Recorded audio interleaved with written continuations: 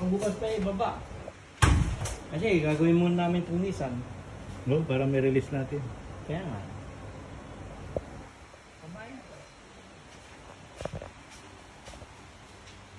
Di bukas na lang, para minsanan, no? Hindi, kahit may babahin natin bukas, hindi pa rin makakapag-order.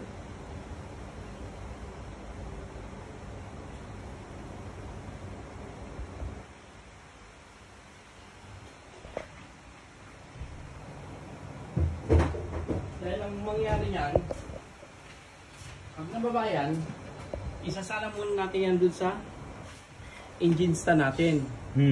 Tapos, tanggalin natin yung piston. hindi, iano ko muna to. Sasanding ko yung magkabila. Titingnan ko kung pantay ba siya o hindi. Pag hindi pantay, papamasinsyap din natin. Kaso bakal naman siya, di ba? Hindi, aluminum din. Hindi no?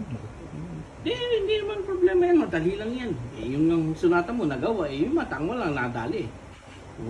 Hindi pangalawang mata yan. Hindi, magsasalamin na ako ng magastos ang mata. Pero ba pagka di mas mabilis sa kanila? Saan? No. Hindi.